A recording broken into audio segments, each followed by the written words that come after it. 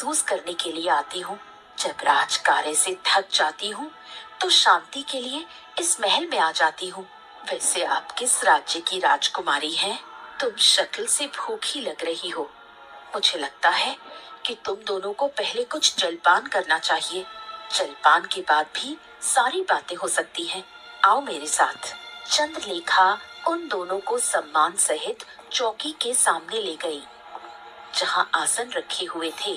धनराज और लाजवंती डरते हुए आसनों पर बैठ गए। चंद्रलेखा उनके सामने बैठ गई।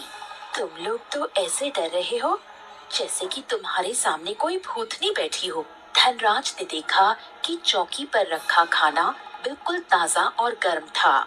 है? ये खाना तो बिल्कुल ताजा और गरम है, और आपके महल में कोई नहीं है, तो ये खाना किसने बनाया? खाना ये मैंने बनाया। जब मैं एकांत में रहती हूँ तो सब काम खुद ही करती हूँ।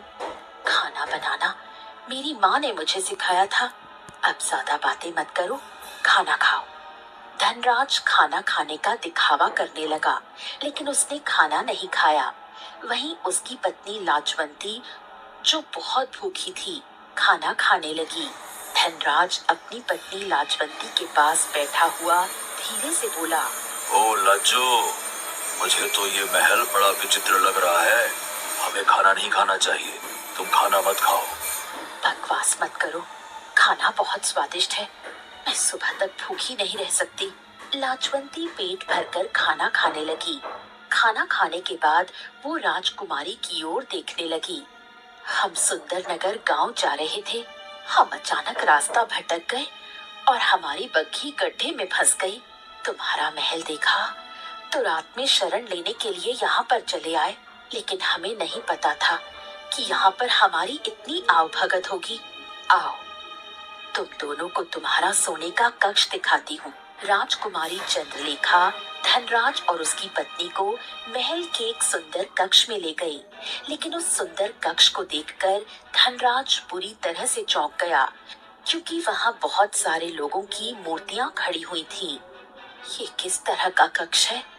यहाँ पर मूर्तियां कैसी बनी हुई हैं? लग रहा है जैसे ये किसी समय में जीवित रही होंगी।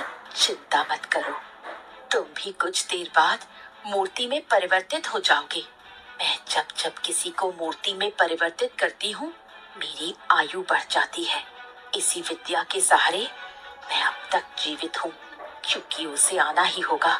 मैं तब तक यहाँ से नहीं जाऊंगी जब तक उसे उसके अंजाम तक नहीं पहुँचा दूँ।